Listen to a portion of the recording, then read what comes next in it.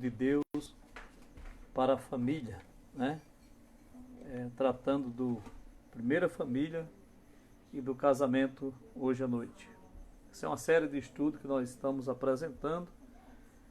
Já falamos sobre casamento feliz, falamos sobre como está o seu casamento e estamos aí aprendendo mais da palavra de Deus. Gostaríamos de aprender da palavra de Deus hoje à noite com vocês, no texto das Sagradas Escrituras que se encontra em Gênesis capítulo 1, livro do Gênesis capítulo 1 e o versículo de número 26 ao 28, que diz assim a palavra do nosso bom Deus. A palavra de Deus diz em Gênesis capítulo 1, versículo 26 ao 28. Também disse Deus: façamos o homem à nossa imagem, conforme a nossa semelhança, e tenha ele domínio sobre os peixes do mar, sobre as aves do céu, sobre os animais domésticos e sobre toda a terra e sobre todos os répteis que rastejam pela terra. E criou Deus o homem e a imagem de Deus o criou, homem e mulher os criou. E Deus o abençoou e disse: sede fecundo, multiplicai e enchi a terra, e sujeitai-a, e dando-lhe dominai sobre os peixes do mar, e sobre as aves dos céus, e sobre todo o animal que rasteja pela terra. Pulamos para o capítulo 2, versículo 18, que diz: e disse mais o Senhor Deus: não é bom que o homem esteja só. Far-lhe-ei uma auxiliadora para que lhe seja idônea. E havendo o Senhor Deus formado o homem formado todos os animais do campo e todas as aves do céu, trouxe ao homem para que veja como lhe chamaria. E o nome que o homem desse de todas as seres viventes, este seria o seu nome, ou o nome deles. Deus deu ao homem, Deus nome o homem a todos os animais domésticos e as aves do céu e todos os animais selvagens, para que o homem todavia não lhe achou uma auxiliadora que lhe fosse idônea. Então o Senhor Deus fez cair sobre o homem um profundo sono. Este adormeceu e tomou dele das costelas e fechou o lugar com a carne. E da costela que o Senhor tomara do homem, transformou em uma mulher e lá trouxe. E disse o homem: esta afinal é osso dos meus ossos e carne da minha carne. Chamar-se-á de varão, porque do varão foi tomado. Por isso deixe o homem seu pai e sua mãe, una-se uma mulher, tornando os dois numa só carne. E um e outro, homem e mulher, estavam nus e não se envergonhavam. Muito bem. Nós gostaríamos de orar ao nosso Deus. Nosso Pai, obrigado pela tua bendita palavra, obrigado pelo teu amor derramado em nossos corações. Abençoa esse tempo e as pessoas que estão do outro lado, que elas possam aprender realmente de ti, aprender da tua palavra, crescer na tua palavra, no nome de Jesus Cristo, o seu Filho amado, é que nós te oramos agradecidos e te louvamos. Amém. Muito bem, meus queridos amigos e irmãos em Cristo que nos acompanham nesse momento. Obrigado, irmã Zélia de Souza. Nós queremos aproveitar esse tempo para pensar sobre a família e sobre o primeiro casamento. A palavra de Deus diz: venerado entre todos esteja o matrimônio e o leito sem mácula. Aos que se dão à prostituição e adúlteros, Deus o julgará. Há hoje uma grande falta de respeito pelas coisas que Deus criou. O plano de Satanás é destruir tudo aquilo que Deus criou, iter por iter. Por exemplo, Deus criou a terra, mas o homem procura destruí-la. Deus criou as nações, mas Satanás as engana, diz que ele sai para seduzir e enganar as nações, Lá em Apocalipse também fala que Deus trará justiça contra aqueles que destroem a terra. Acho que é 16:9 de Apocalipse. Deus fala aqui na sua palavra, em Apocalipse 12:9, que Satanás sai para seduzir as nações, e também em Apocalipse 8:20. Deus, ele criou a igreja. Satanás, ele procura destruir, ele é inimigo da igreja.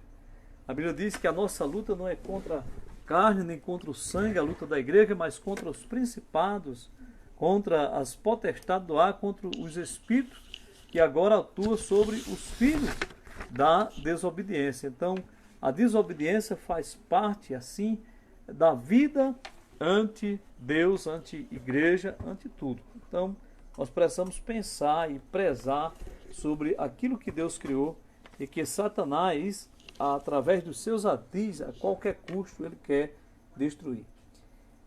Ele despreza e ataca o casamento especificamente, né? Faz o mundo pensar que casamento é desnecessário, é uma coisa que é coisa do passado. Por exemplo, hoje em dia, ninguém quer casar mais. Casamento, para muitas pessoas, ele chama união. É claro que é união. Vamos tentar, né? Se não deu certo, então cada um toma o seu rumo. Qualquer motivo, as pessoas têm se separado, têm deixado, têm ido embora, têm tomado outra direção, têm contraído outro matrimônio. Isto é o pensamento do diabo e tem colocado isso na mente do povo. Infelizmente, tem chegado até o povo de Deus. A Bíblia, ela é clara, né? A palavra de Deus, quando trata do matrimônio, que deve ser algo venerado, ou seja, digno de honra entre todos, seja o matrimônio e o leito sem mácula também. Então, há essa importância que nós precisamos entender da palavra de Deus sobre as coisas ali que vêm. Então, nós precisamos compreender a verdade da palavra de Deus e entendê-la claramente. Se a família for destruída, a sociedade inteira, as igrejas também serão destruídas. A igreja é lugar de família, a sociedade, ela foi criada com base na família e nos bons costumes. Então, precisamos ter as famílias para que, com melhores famílias, melhores igreja, melhor sociedade. Então, é a importância da família, né? Eu vejo que estão querendo fazer com o nosso Brasil, por exemplo.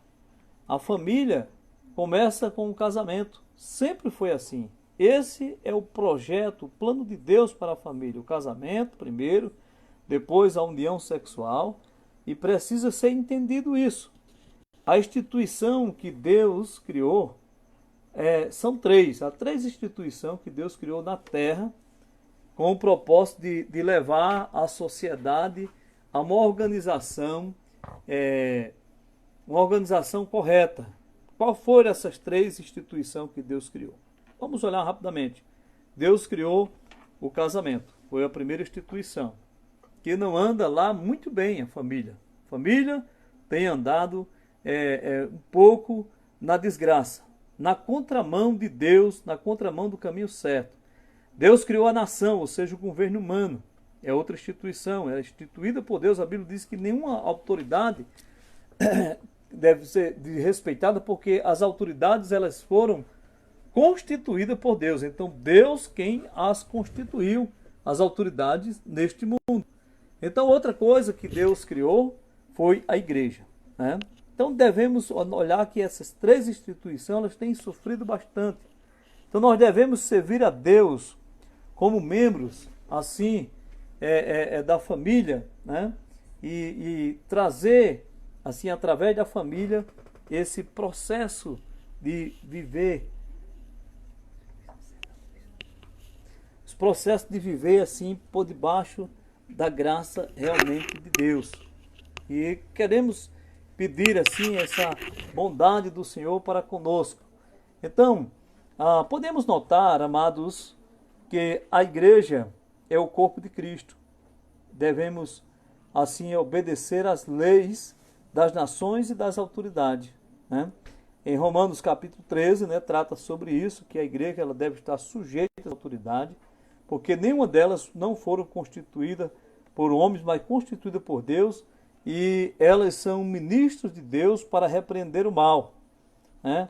E nós devemos lhe pagar aquilo que é devido, que é tributo, tributo, que é imposto, que é honra. Só não podemos dar glórias à autoridade, como muita gente faz, né? As pessoas vivem assim uma espécie de idolatria, né? Uma espécie de idolatria. Muita gente, infelizmente, tem adorado as autoridades, tem eles como fosse Deus, como fosse o salvador deles, né? E isso é um problema sério. Até crentes têm esse pensamento, né? Eles estão confiando nos príncipes. A Bíblia diz que a casa de Israel confia no Senhor, os que o temem confiam no Senhor. Então nós precisamos confiar no Senhor de uma forma correta, de uma forma clara, e saber que essas instituições foram criadas por Deus. E encontramos vários outros textos na Bíblia quando trata das autoridades, Daniel 4,17, quando diz que elas foram autoridade que Deus a constituiu, que Deus levanta reis, exalta reis, e ele coloca ainda até os mais humildes dos homens para assumir governo, né? Nós já tivemos pessoas aqui que vieram lá de baixo do Brasil, chegaram à presidência da República e tudo. Deus é quem coloca lá, é Ele quem coloca lá, Ele quem dá essa autoridade para os reinos e etc. Então, meus amados irmãos, nós iremos se deter nesses dias olhando sobre o dever da família, o dever de manter a família de acordo com os princípios bíblicos. Notemos que a família é uma instituição mais antiga da terra e foi Deus que instituiu. Vejamos o que disse o próprio Senhor Jesus Cristo, quando ele nos ensina em Mateus 10, versículo 6 ao 9. Então, quando trata da família, Mateus, aliás, 19, 6 ao 9. Mateus, capítulo 19, eu acho que é 19. Tem 10 aqui, mas vejamos 19, versículo 6. Diz assim a palavra de Deus: de modo que já não são dois, mas porém uma só carne. E o texto bíblico diz mais: e o que Deus ajuntou, não separe o homem. Replicou-lhe, que mandou então Moisés da carta de divórcio. Respondeu-lhe Jesus: por causa da dureza do coração é que Moisés permitiu repudiar a mulher. Entretanto, não foi assim desde o princípio. Eu, porém, vos digo que quem repudiar a sua mulher, a não sendo por causa de relações sexuais ilícitas, e casar com outra mulher, adulterou. E o que casar com a repudiada também adulterou. Então veja aí que há um princípio do casamento, um princípio da família, um princípio de dizer não separe aquilo que Deus uniu. Eu gostaria de tomar o seu tempo rapidamente para nós olhar algumas coisas interessantes. A primeira família e o primeiro casamento. Olhando para o casamento como de um âmbito geral, a investida contra o casamento e contra a família ela é grande, né? Vamos ver aqui algumas coisas que a investida, a nova moralidade. O que é a nova moralidade? A união estável. Para muitos não há problema de separar e casar de novo.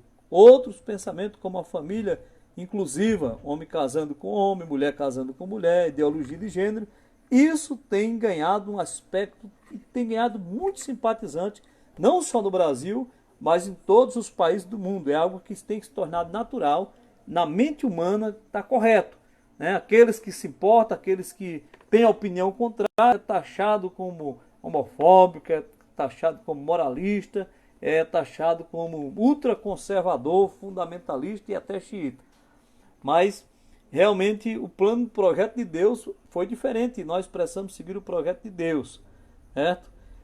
Outra filosofia da Playboy, ou seja, para quem em casa tem uma mulher e demais por aí, não precisa casar. Então, tem muita mulher por aí, as coisas estão fácil, né? Tem homens à vontade, ou seja, a pornografia tem sido propagada de forma descarada. Infelizmente, muito tem se enveredado por esse caminho e tem se tornado satisfeito e não tem procurado casar e etc. Alguns fazem o celibato, é uma coisa, Deus, os homens o feito. O próprio Paulo, escrevendo aos Coríntios, capítulo 7, versículo 3, ele disse: mas por causa da prostituição, cada um tem o seu marido e cada um tem a sua mulher. A ética situacional. Muitos estão entrando em um casamento por conveniência, por emprego. E aí os dois tinham pouca condição, de repente um melhora de vida, resolve deixar a outra pessoa. E vice-versa, não tinha muita coisa na vida e casaram e por um desequilíbrio perderam os bens, então acabou o casamento. Outro, a beleza acabou. Quantas vezes tem acontecido isso? Milhares de pessoas têm acontecido isso. Conta-se uma história de amor muito interessante de um homem que ele amava muito a sua esposa. E de repente aconteceu um acidente na casa e a casa incendiou e ela perdeu toda a pele do seu rosto. Ela ficou horrivelmente desafigurada. Ele também estava naquele acidente. E quando ele viu que a mulher estava ali e diante de tudo isso, ele fingiu-se de cego, né? Até quando ela morreu, ele se fingiu de cego e ela nunca soube que ele tinha visto ela da forma que ela estava, porque ele amava. Ele preferiu, diante dela, se fingir de cego para mostrar que a amava e que a beleza dela não era aquilo que mais importava. Então há diversas coisas que acontecem. A outra coisa que tem acontecido e que tem atrapalhado muito o casamento é a refutação da palavra de Deus. É interessante. A palavra de Deus, há três filosofias de vida que nega a santidade do sexo e a existência do pecado. Só é bom, a palavra de Deus ensina que o sexo é coisa boa, é santo, e além de mais é um dom de Deus, pois leva à geração de uma vida. Foi Ele quem fez macho e fêmea, foi Deus quem fez. Então não é uma coisa feia. É desonroso se for feito ilícito fora do casamento, mas dentro do casamento é algo que é natural. Adão e Eva, eles receberam o mandato de Deus quando foram formados lá no Éden. Deus disse para eles: sede fecundo, multiplicai e enchei a terra. Então a palavra de Deus ensina: Deus fez macho e fêmea conforme a natureza sexuais complementares. O sexo tornou pecado quando trata de perversão ou abuso. O que diz o Antigo Testamento? Havia regras para a vida sexual. As Escrituras Sagradas manda o homem multiplicar, encher a terra. Lá no livro de Levítico 20, do 10 ao 22, que nós não iremos tomar tempo para ler, o perigo da imoralidade. Ele proíbe o homem possuir a mulher do seu próximo, proíbe o homem ter relação com sua filha, com a sua nora, com a mulher do pai, com a tia, e com um animal, com outro homem, né? Como que fosse mulher. A Bíblia proíbe severamente que fosse completamente natural, certo? A natureza que Deus criou o homem, macho e fêmea, os criou desde o princípio, uniu os dois, tornando assim a sua carne. Então, se você vai ler Levítico capítulo 20, versículo 10 até o 22, você vai notar que existiam vários tipos de regras para a vida conjugal. E lá em Gênesis 1, versículo 28, 29, 26 ao 28, mostra que quando Deus cria o homem, ele manda fecundar, encher a terra e multiplicar. Infelizmente, outras coisas têm investido contra o casamento, que é o movimento da liberdade feminina. Isso tem levado a sociedade a um declínio moral e um grande problema. Não é tratando de uma igualdade social, mas sim de uma ideia de liderança. Isso é que tem crescido o número de mães solteiras, mulheres independentes, fora dos padrões de Deus. A Bíblia diz em 1 Coríntios 11, 3, diz que Cristo é o cabeça da igreja, né? Deus o cabeça de Cristo, e Cristo o cabeça de todo homem, o homem o cabeça da mulher. A liderança perdida, e aí isso tem desenfreado. Eu expliquei na minha primeira aula aqui, que eu dei para os irmãos, a respeito do casamento e a respeito da parte da submissão, não está trazendo de uma escravidão. Não, há uma ideia errada acerca disso. Existe a ideia feminina e a ideia feminista, né? O feminino é cada um no seu lugar, o homem respeitando a mulher e tratando ela da maneira que deve ser tratada, como a Bíblia ensina, até cuidando melhor do que se deve cuidar, certo? Então, a palavra de Deus fala sobre isso. Então, os divórcios sem causa têm sido uma estatística assustadora, causando um número de divórcio estatístico. O Brasil registrou recentemente, né, no ano de 2014, por exemplo, ele registrou cerca de 341 mil divórcios, meu amigo, até 130 mil registros em 2004. Quer dizer, de 2004 para 2014 duplicou o tamanho. Foi um salto de 161%, né? 10 anos é dado então assim uma estatística a pesquisa do Registro Civil. Então lamentamos dizer isso. Em 2012, cerca de 45% das pessoas que casaram se divorciaram. Então, o divórcio crescente, a Bíblia diz que não deve fazer isso, não deve separar. O apóstolo Paulo diz que se chegar a separar, ali em 1 Coríntios 11, versículo 30, diz que junte-se novamente. Então, há essa regra da palavra de Deus, manda que esteja ligado um ao outro. Somente a morte deve ser a motivação para uma separação. Mas as pessoas estão, sem qualquer motivo, estão largando dos outros, estão deixando os outros. Agora, meus amigos, também nós trazemos aqui o sistema educacional. Muitas igrejas, infelizmente, não têm percebido que têm a responsabilidade de ensinar os jovens a respeito do sexo, a respeito do que a Bíblia ensina sobre o assunto e do casamento. A Bíblia diz que toda escritura é divinamente útil, inspirada por Deus e útil para o ensino, para a correção e para a educação na justiça, para que o homem de Deus e a mulher de Deus seja perfeito e perfeitamente habilitado para toda boa obra. Então, há uma ignorância, uma falta de ensinamento, infelizmente, e isso tem prejudicado a nossa mocidade. A natureza social do homem e da família. Deus cria o primeiro homem lá, macho e fêmea, e depois que criou eles, uniu sexualmente. Diz o texto sagrado que Deus disse: sede fecundo, multiplicai e encher a terra. Diz a Bíblia que quando Adão viu Eva, ele disse: certamente essa é osso dos meus ossos e carne da minha carne, né? Alguém disse que ele ficou muito alegre lá e perdeu assim o nome de alguns animais que hoje ainda pessoas estão catalogando. A criação de Eva como sexo complementar de Adão, a Bíblia diz que Deus viu que não era bom que o homem estivesse só. Eles façamos uma adjuntora para que seja idônea, para que se esteja diante dele, né? Ele não mandou dizendo que ia fazer uma escrava para o homem, mas sim uma esposa, aquela que estivesse do seu lado, protegida e pronta para ser amada. É interessante aqui, no texto da Bíblia, em canto nenhum diz que a mulher deve amar o marido, mas diz: marido, amai a vossa mulher, assim como Cristo amou. O relacionamento, ele foi mudado por causa do pecado. Satanás, ele começou a intervir na vida do primeiro casal. E aí trouxe diversos problemas, né? Um dos problemas foi o aumento da dor do parto, ser multiplicada, né? E aí teve a fragilidade da mulher e etc.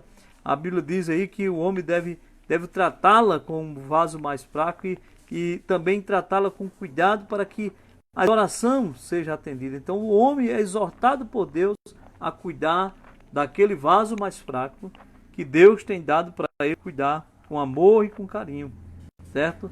A ordem divina da autoridade do lar precisa e deve seguir os padrões de Deus, né? Os padrões de Deus, o padrão que Deus estabeleceu para a família é o padrão que nós precisamos entender e nós precisamos ver. No capítulo 3 do livro de Gálatas, versículo 28, tratando cristã, e o versículo 21, nisto não há judeu, nem grego, nem servo, nem livre, nem macho, nem fêmea, porque todos são um em Cristo. Quer dizer, perante Deus, realmente, todos são iguais. Pense numa coisa que chama o homem para a igualdade. A mulher foi criada para ser a companheira do homem e não para ser a escrava do homem. Diz que Deus criou macho e fêmea, os criou, imagem de Deus os criou. Já imaginou isso? Então a mulher, ela é a imagem criada por Deus também, da mesma forma como o homem foi criado. E Deus criou no mesmo dia, não criou 50 dias depois, nem 90 dias depois, não. criou logo, no fim da tarde daquele dia, ele já teve o prazer de ter a primeira noite, ele não dormiu só. Deus tinha dado para ele uma esposa. Em 1 Coríntios 7, versículo 4 a 9, diz a palavra de Deus: a mulher não tem poder sobre o seu próprio corpo, mas tem o seu marido. Também, da mesma maneira, o marido não tem poder sobre o seu próprio corpo, mas tem a mulher. Não vos privam ao outro, senão por consentimento mútuo. A palavra de Deus mostra dizendo que por algum tempo, para se aplicar ao jejum e à oração, depois se ajunte para ver que Satanás não tente na vossa incontinência. Quer dizer, quando trata de agir conforme o padrão de Deus, homem e mulher devem agir na forma da natureza, cuidando cada um, vivendo cada um, para fazer aquilo que agrada a Deus e evitar também aquela prostituição que a Bíblia ensina. Então, o sexo é um dom de Deus, fora do casamento não deve acontecer. É chamado de prostituição.